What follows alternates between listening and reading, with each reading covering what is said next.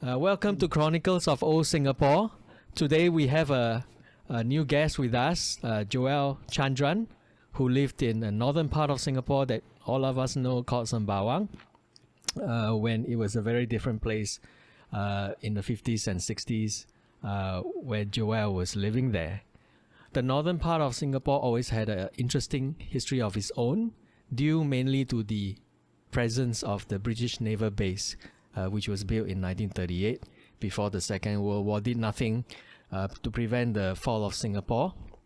And after the war, it became an important military installation as Singapore progressed towards nationhood.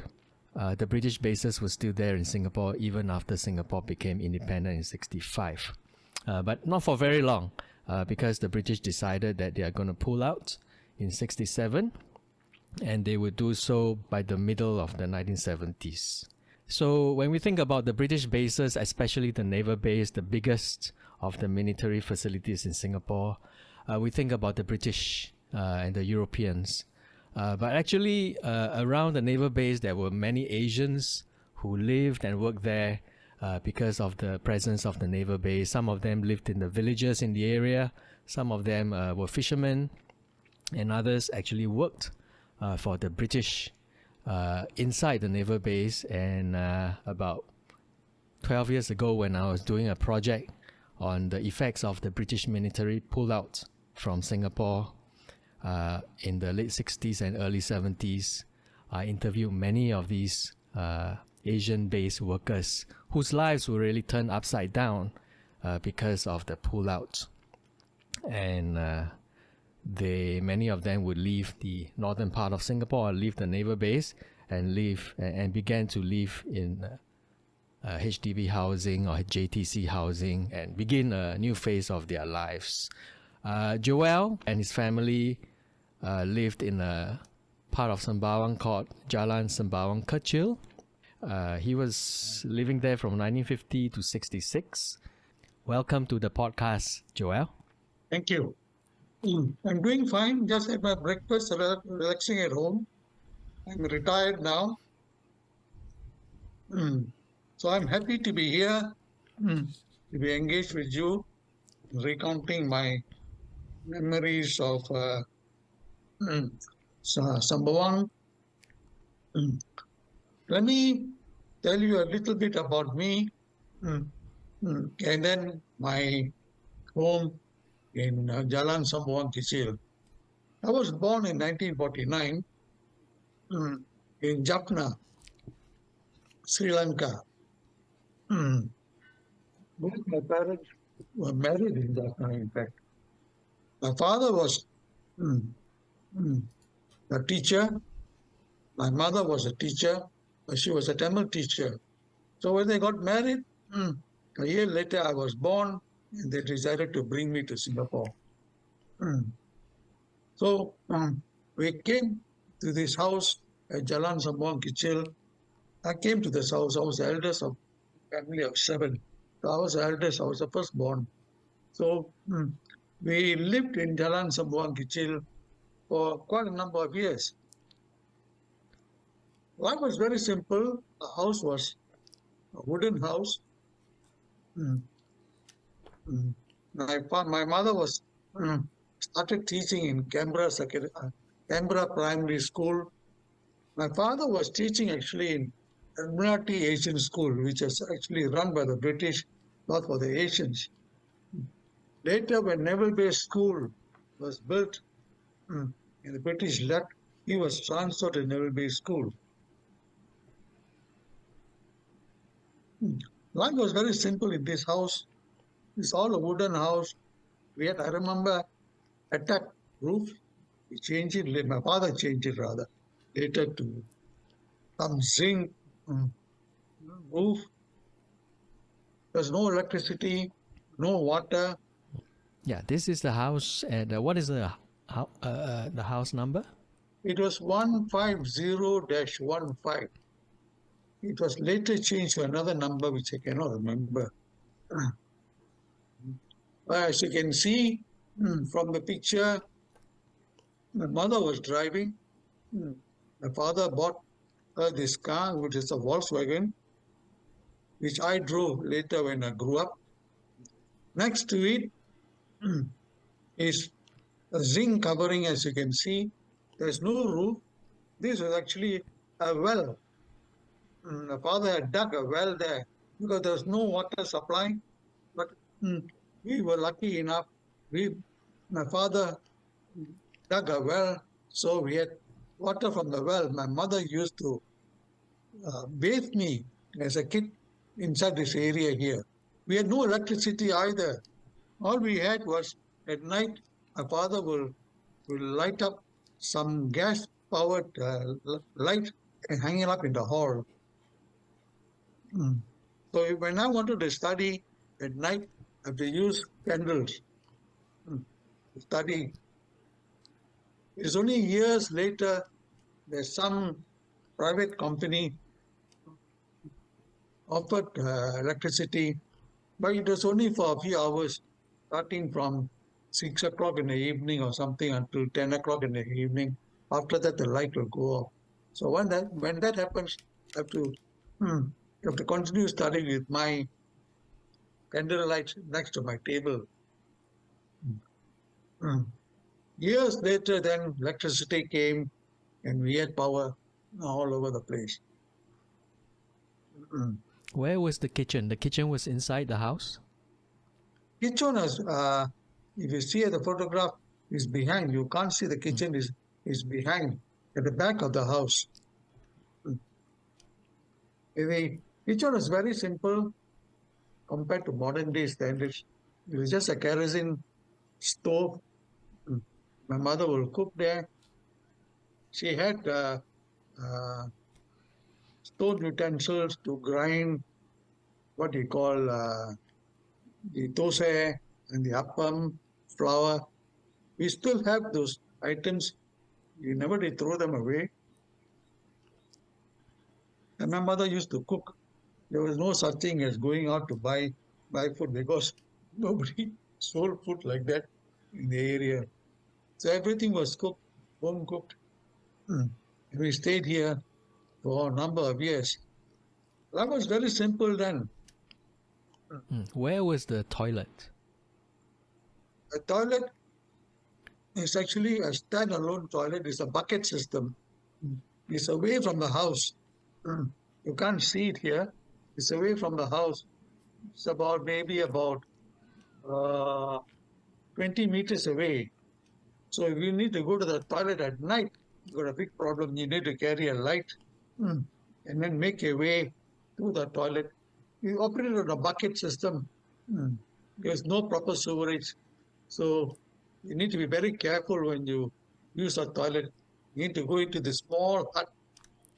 You climb up the staircase, you squat there and do your business, and then you come out.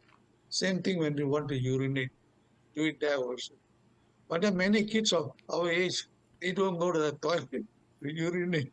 Do it anywhere along the road. Would someone come and clear the toilet every day? Yes, there was this vehicle which will come and clear the toilet. It's quite a smelly thing. Everybody will stay away from there. But these poor guys, they need to come there and come to the back of that small hut, remove that bucket, put a fresh bucket, then take it away. It was something a daily, or I think it was a daily, if I'm not mistaken. So this was Sembawang Kechil. Was this a small road? Yeah, it's a small road, Jalan Sembawang Kechil. He continues from the left, from main road. He goes to Sembawang Road, and then he goes along all the way until I think it ended up somewhere in Jalan Sembawang. That road still exists, but Jalan Sembawang Kechil doesn't exist anymore. The road was cut off and it became Sembawang Walk. So today there's a Sembawang Walk, but it stops there because the remaining area was all demolished to make way for modern housing. And I think they're building HDB flats that area. The whole area has been changed totally. We never have this atmosphere. Mm. We were lucky because my father and my mother were teachers. So they went to school. My father made sure that all of us went to school, went to the same school where he was teaching. He was teaching in a Naval Base school. Next door was Canberra Primary School. My mother was teaching there, but she drove. He doesn't drive. I think he had some driver coming to fetch him to go to school. As for us, he bought me a bicycle. I think he bought me a bicycle, a Relay brand. I think he came from UK. And then I used to cycle to school. There are some brothers who make their way, either they walk with their friends, or they get a lift. So somehow or other they go to school there. But all of us went to the same school. There were 7 of us, uh, 5 brothers, 2 sisters. So all of us went to the same school. So I studied in Naval Base School when Naval Base School was first built, and my father was transferred there. Before I was studying there from primary 4 to secondary 4. Before that, I was in a school known as Sembawang Primary School, just quite far from my place. You need to take a bus. You need to pay 5 cents to take a bus. And then you get off at the bus stop and further up Sembawang Road to go to school there. But when Naval Base School was built, the father transferred me to Naval Base School, which was you need to walk along Batan Road. I don't know whether this road exists. I don't think it exists anymore. Because it's an old Kampong Road. There was a theatre known as Sultan Theatre. And there are a lot of eating places around there. Of course, we can't afford to go eat down there. So we will go to school, then come back home for meals. That was the So I area. studied there. That was the Chongpang area, wasn't it? Chongpang village. Yeah, Chongpang village, that's right. There's an old Chongpang village. Now the new Chongpang, I don't know, somehow or other it seems to be nearer to town. It's no more the original Chongpang. That's right. Can I just ask you quickly about the neighborhood of Sembawang Kechil? Were there other houses in the area? Yes, there were houses all around. You don't see them in the picture here. The houses behind, the houses in front. A lot of them were Indians, a very large number of Indians. And then we had 1 or 2 houses there full of workers from India. They came there to work. There were houses having rooms, I think they were being rented out. So basically most of the neighborhood around this area were Indians. But further down the road, there are some Chinese rearing pigs. So they will come and get a pig's fill from us to feed the pigs. So basically it was Indians and Chinese who were living around that area. The problem was, though they were living there, a lot of them were uneducated. A lot of them did not have the opportunity to go to school.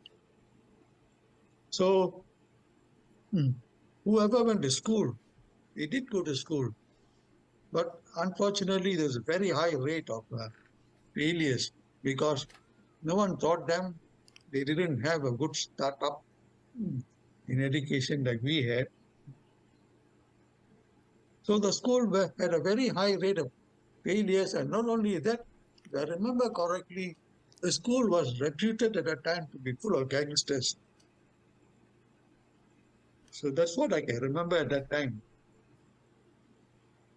So a number of them, unfortunately, couldn't carry on studying. They knew they can't study. So what they did was they stopped schooling and then joined the Naval Base,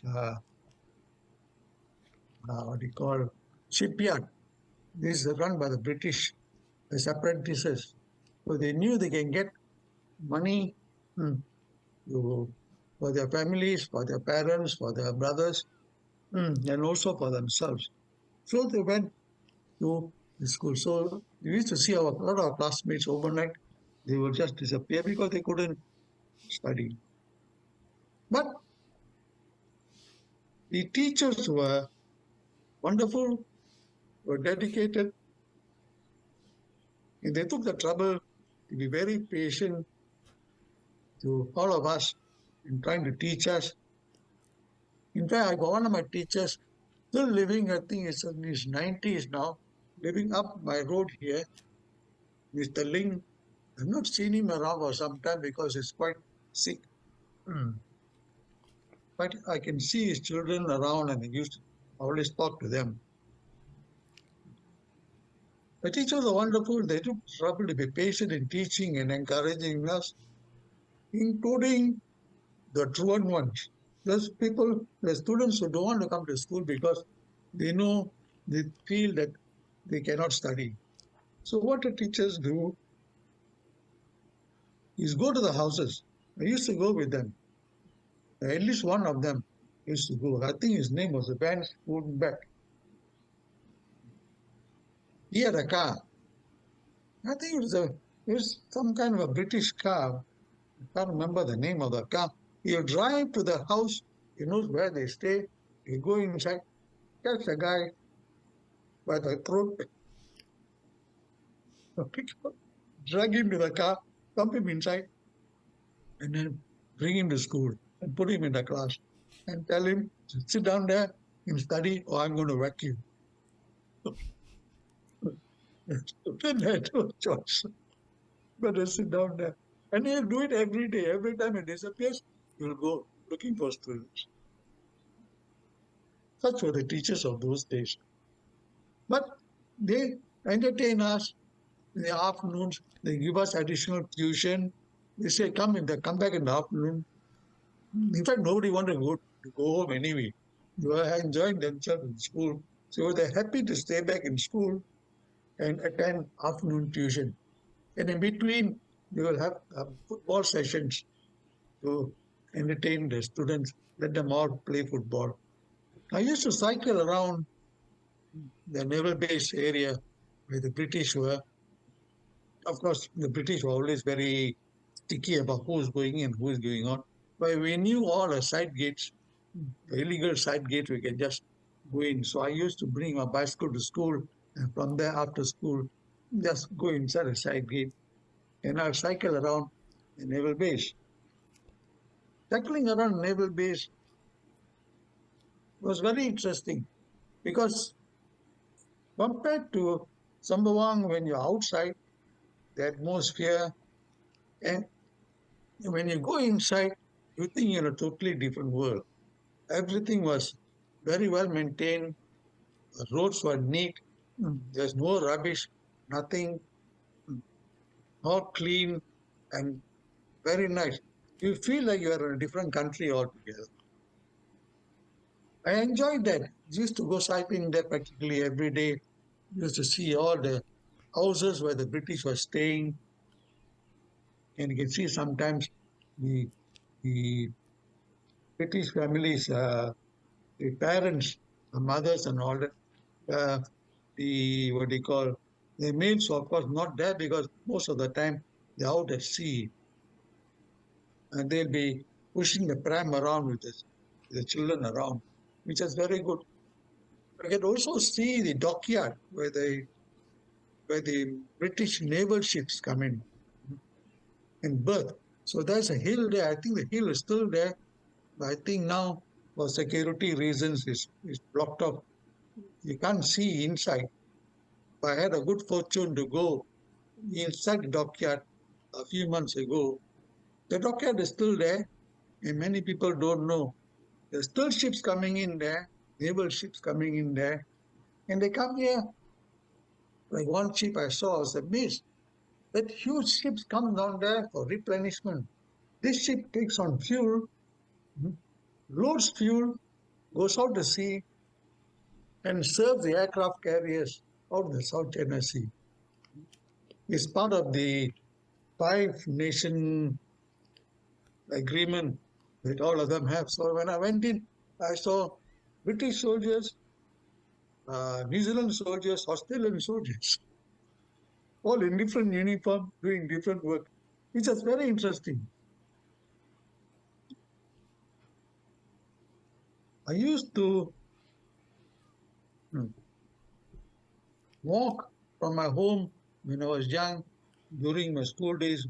We had no TV at the time. TV did not exist. So what do? Most of us get together. At least we had 4 or 5 of us. The rest were rest were also in the same class, and we all agreed if we don't get together to study, we're not going to pass a school general school certificate. I think it's a GC, School Cambridge certificate. So we always do a group study. Each of us is specialized in one subject, and and then we will go check all the questions and answers and prepare the answers and questions, and then come down there and then tell each other what we have studied and what is the information that they should have, so that we are ready for the examinations at the end of the year. In fact, we did that and all of us passed. So now years have passed by. They've all retired. One has passed away already because of a heart attack. Poor guy, he had a heart attack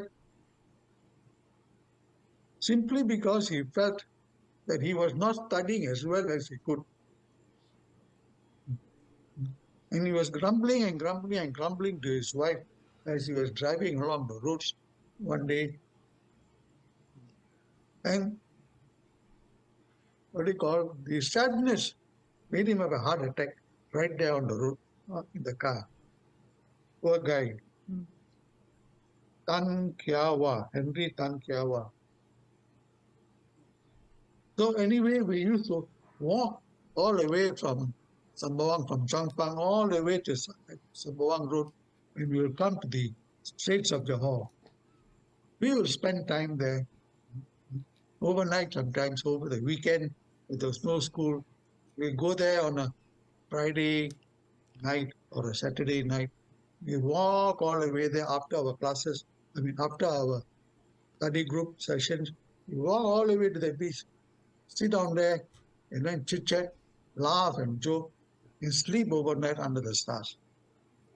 It was very wonderful.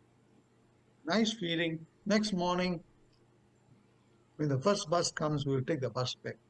There's still a bus running there. I've not been there for many years.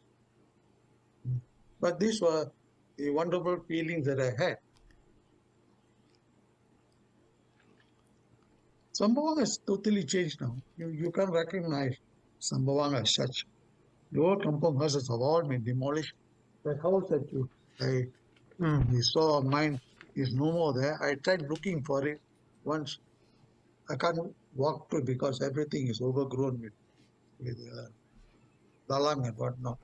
Batan Road, Jalan Sembawang Kechil, all these roads, Redondong Road, I don't think they exist. We moved out from Jalan Sembawang Kechil in 1966, and then we came to Sembawang Hills Estate. Because my father bought a house here. That house he bought for, I think, $15,000. He sold the house in Jalan Sembawang Kechil for $7,000. And then he bought his house for $15,000. But before he sold the house, we were renting out this house, Jalan Sembawang, in Sembawang Hills Drive, with a British, servicemen who were living all around this area where I'm living now. It was very interesting because my father used to go and collect the rent every month.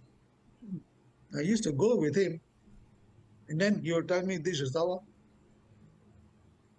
house. Young, I asked him, can I go in? He said, no, you cannot. He said, why I cannot? You said this is our house, what? So he had a tough time explaining to me that there were people renting it, They're staying there. I used to see a couple there staying there. They didn't call us inside. I think mm, those days they the what they call it Angmos tend to look down upon us.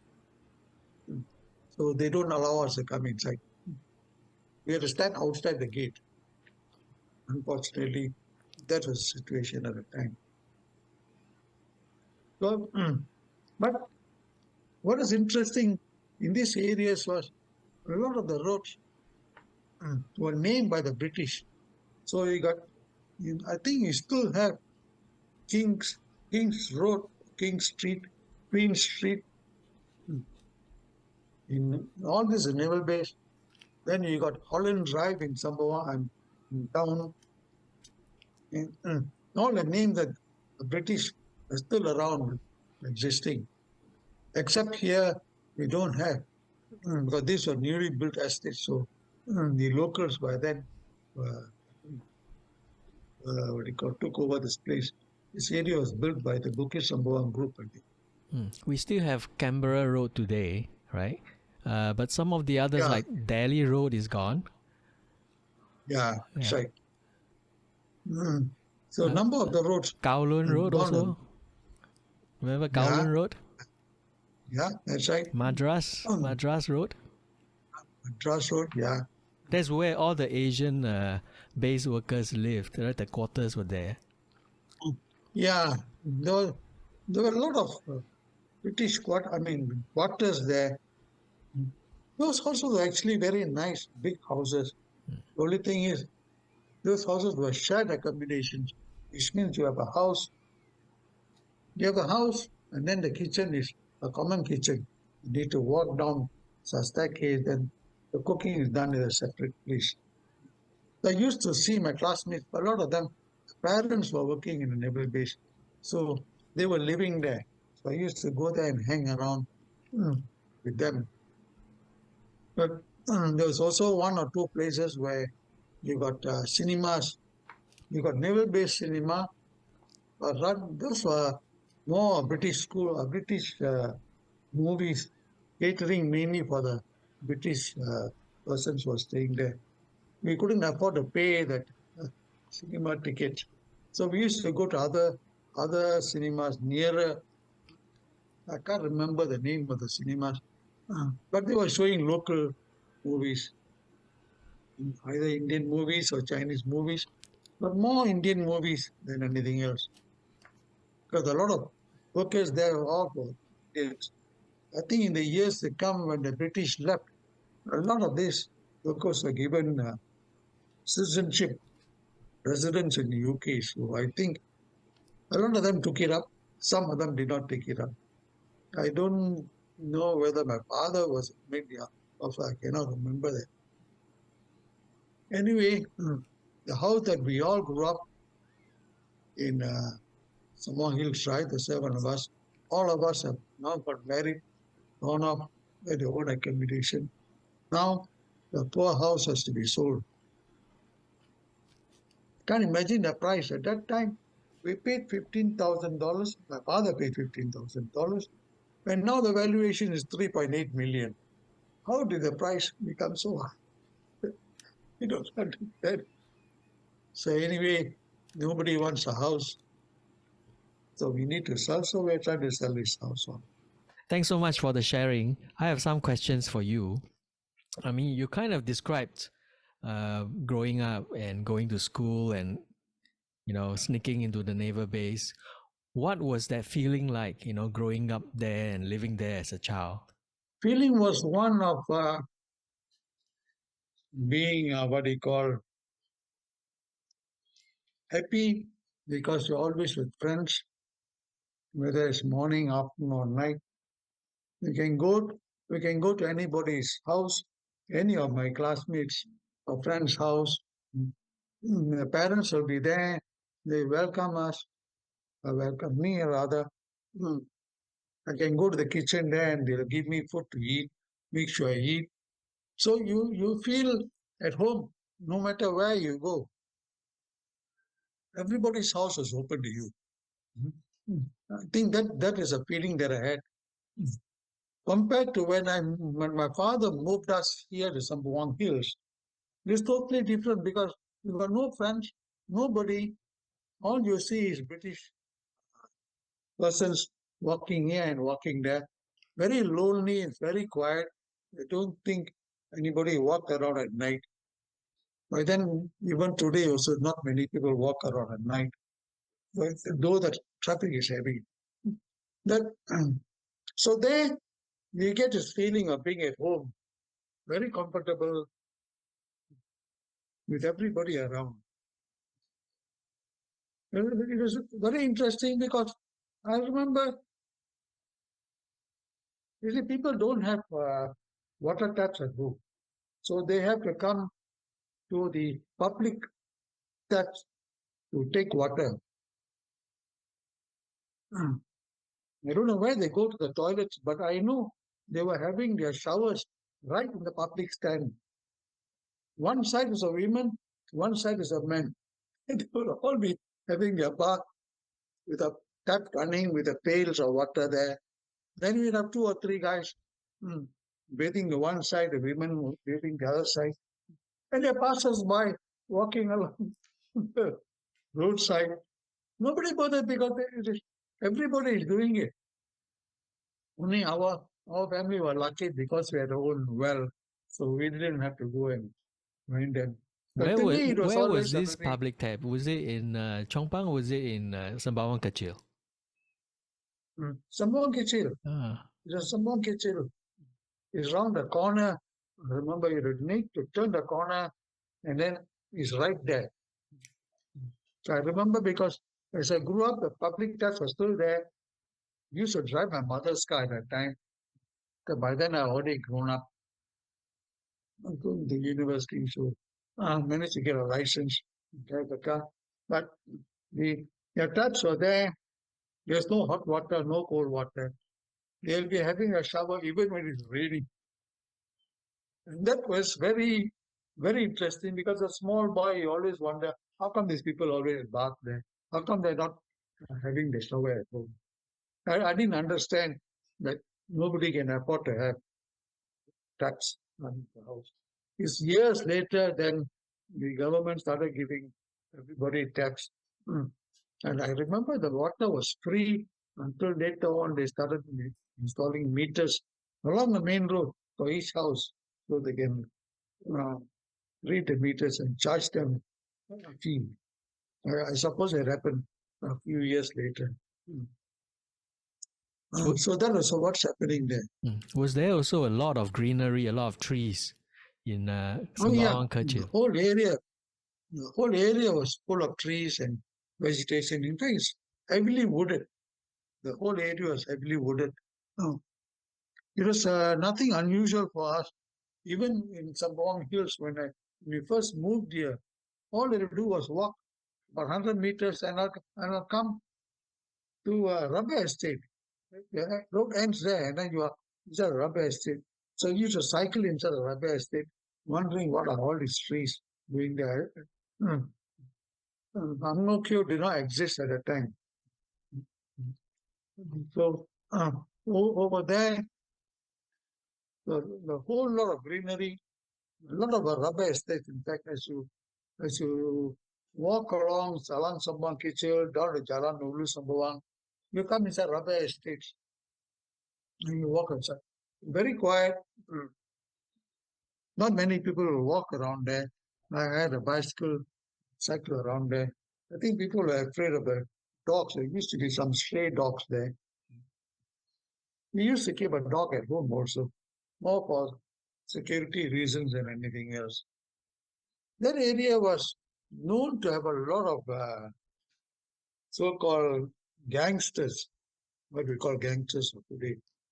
So what happens is the police will come for Chinese New Year. They will come. They'll take all the Chinese away. For Chinese New Year, put them. I think retain them until Chinese New Year is over. Then release them. So when it comes to Deepavali, say for the Indians, they catch all the Indians. What they call gangster fellows who are already registered. The police know who they are. Catch them, take them away. I don't know where they're taken to. Then after Deepavali is over, they release them. So that way they avoid all this so-called gang fights. So that was a very interesting and very village-like atmosphere with all the trees and all coconut trees. We had our own coconut trees growing in the backyard, in the where the photograph will show the car there behind there. In fact, were coconut trees. Mm. We used to have a maid who would come there and cook for us also. I think it was a Malay woman who come there who knew how to cook Indian food, so she cook for us also. Mm. So we were never lacking in friends. Mm. We always had people around who were quite helpful. Did you lose any And of your friends, when as you said earlier, right? Some of them, their parents went to India or they went to the UK. yeah, lose in the sense that you don't know where they go to. They just disappear. Mm. Where they go to, the children can't tell me also. They don't know where they are going. All you know is that they just disappear. So losing in a sense of losing friends, yeah, of course, they all go their separate ways. I think a lot of people just like me also, they all started moving out of that area, moving to other parts of Singapore. When HDB flats started coming up, I think they got HDB flats. They moved out. Mm. I also moved out from here when I got married because the house was too small for 7 of us. Mm. So I bought a flat in Marceling Drive. I still remember Block 36 Marceling Drive. A nice big 5-room flat overlooking the Johor Straits. It's a wonderful view every night. You sit on there and see the straits. You can see right across JB, you can see the trains coming up and down. I miss that flat. We bought it for $30,000. I can't imagine a house for $30,000. You go for 35,000, and then they say because it is not very popular, they give a discount of $5,000. I wish I can get back that flat. I don't mind staying there. Of course, it's not possible anymore. It's gone. So the feeling in Sembawang was just that you are among friends all the time. Funnily enough, strangers from outside Sembawang who come in, people immediately know that the stranger around. What specs around, don't know who this character is, where he comes from. Is he a spy? Is he some government man who's coming there to do something? You don't know. I remember during the riots, I think during the Malaysian, and there was some riot, the Malaysian policemen all lining up around the road outside Jalan Sembawang Kechil, all the way down. I think they were afraid of riots happening. That must But be we the were not race afraid of riots, right? Would that be the race the riot riot. 64? But that such a riot, or even an inkling of a riot, never happened in Sembawang, Jalan Sembawang Kechil. Nobody cared. Everybody was so happy with each other. And we all living like this normal. So only when you walk out and you see these guys standing along the road, we don't know why they're standing there. It's only later that you find out there was some racial riots. And this was Malaysian policemen, it's not Singapore policemen who was standing. Because we were still in Malaysia then. Yeah, that's right.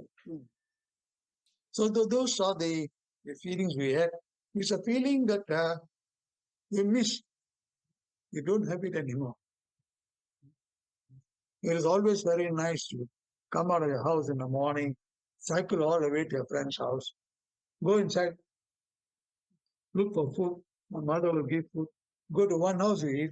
You go to another house, which is maybe about 100 meters away. There's also food to be eaten there. And then you carry on for the different homes. And your friends are there, your friends' parents are there, they're welcoming you. They don't know the meaning of Chinese, Indian, Malay. All they know is they're basically all colorblind.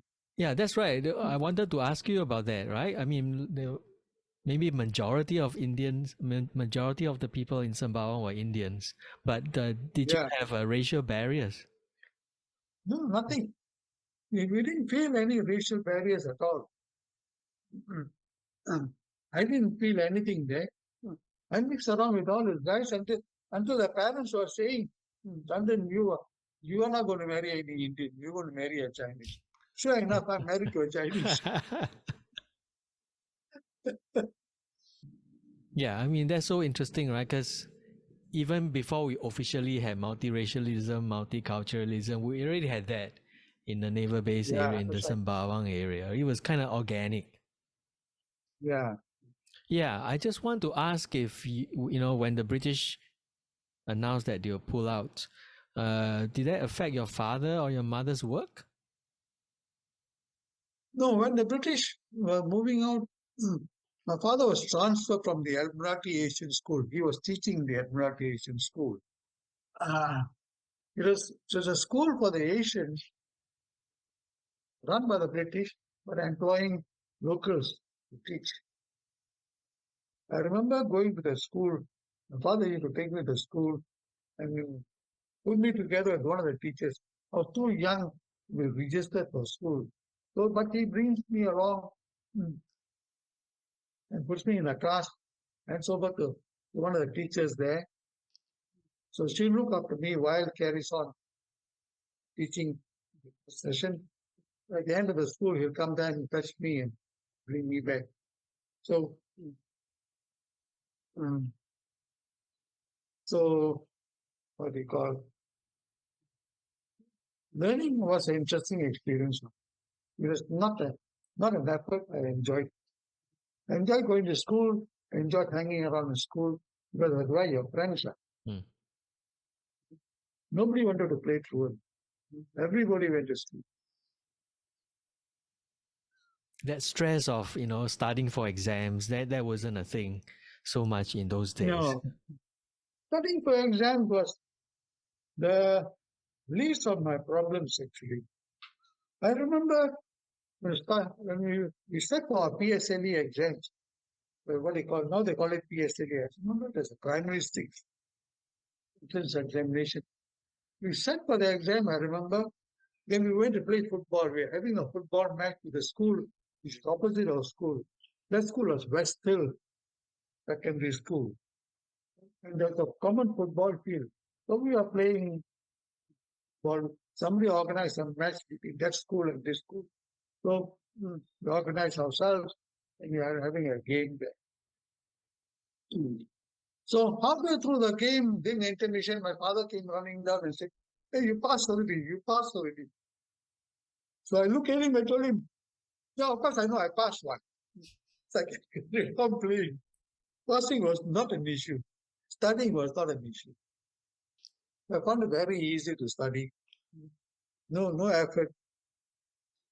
But my father made me go to study at home also because not only yes, tuition in the afternoon, I go home, I get tuition from my father also. Oh yeah, he did. The Oh yeah, study, he taught you. Right? He's a teacher. yeah. So he was teaching me at home also. And he was very good in maths. I'm lousy in maths. So he teach me how to do maths. When we come to the answer, I'll forget all the steps.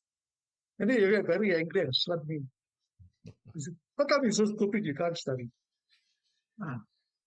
So one day I told him, no need to slap me anymore. I promise you I'll go to university. No matter what happens, I will go. Which is what I did. I went to university, I graduated, did my master's in business administration also.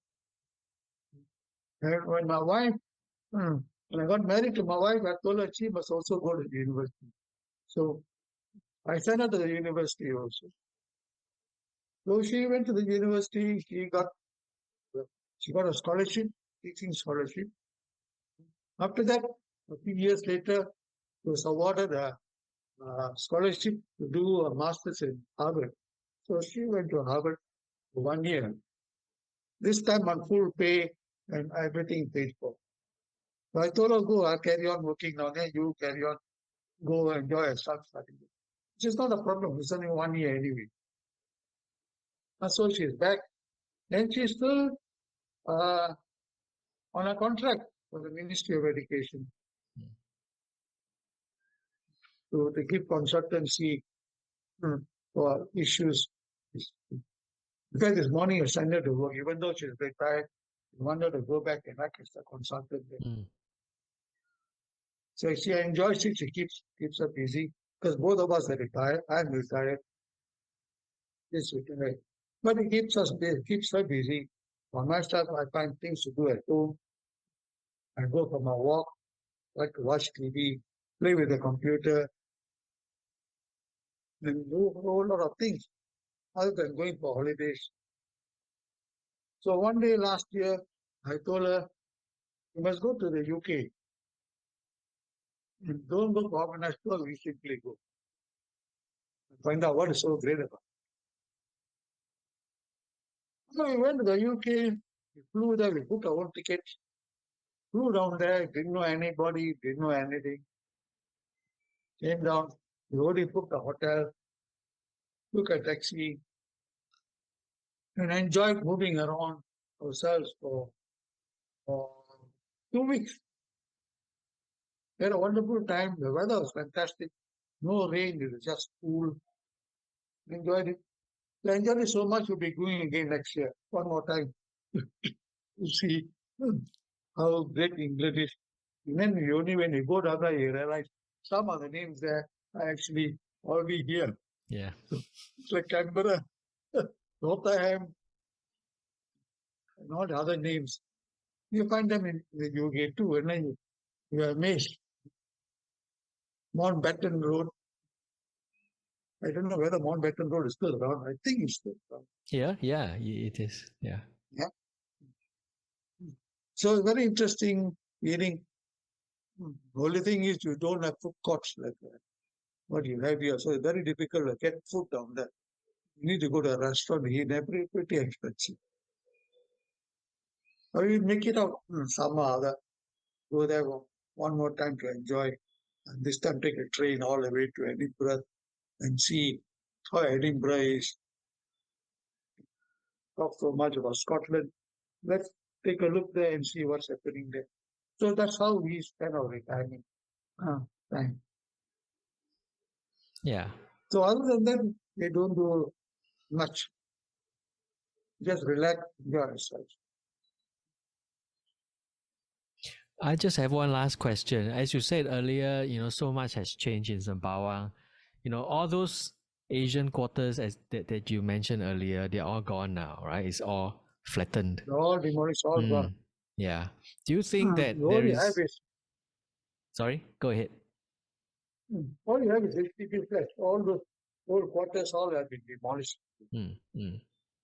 And they are going to build new BTOs at that junction, where the gates of the Naval Base used to be.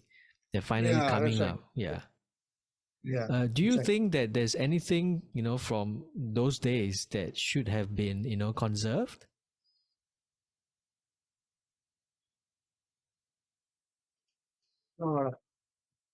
That area, there's nothing of significance for conservation. Maybe the old Sultan Theatre they had when everybody used to go. That could have been conserved. But the other areas, there's nothing there. Everything was wooden structures. In fact, particularly everybody was staying there was squatters. English squatters. Nobody really owned the land there anyway. It's all government land. So they all had to move. So there's nothing much to conserve there. If only they can conserve the atmosphere there, that would have been wonderful. But that is unrealistic. Yeah, it's the physical structures are not so important as the memories, right? Yeah, exactly. Are you part of that group on the Sembawang Nostalgia group on Facebook? Very rarely do I go inside because they don't have much to chat about. I rarely go inside Facebook. I'm part of another group from the university which keeps me entertained. Also part of a Malaysian chat group which keeps me entertained from the Malaysian point of view. There's a different kind of entertainment. There's always entertainment there, Yeah, right? yeah, exactly. Facebook, I don't go in because there's a lot of interference, a lot of what they call fake figures coming in, pretending to be somebody Oh else. yeah, yeah. That's terrible. All the scams and all that. Uh, I always get phone calls, scam calls. I get scam figures coming onto Facebook. The last one was some woman claiming to be working for the American Armed Forces somewhere in Yemen. Oh yeah. I knew this was a scam. Uh, so I rarely go inside the Facebook nowadays. Yeah, it's probably If a I go good inside, I idea. just go inside and see what's happening there. Mm. Yeah, I think the group is quite interesting. Sophia runs it actually. Yeah. Sophia runs a group down there. I mean, she's She keeps pretty. in touch with me. Yeah, she's very fond of Sembawang, right? I think she has Yeah, appeared because on. She was staying in Jalan Sembawang Kechil Ah, when she she was was your young. neighbor. Uh, I met her because she joined custom those years. Thanks so much, Joel, for sharing with us about Sembawang. You're most welcome. Thank you so much. See you again. Okay. Okay. Thank you. Bye bye.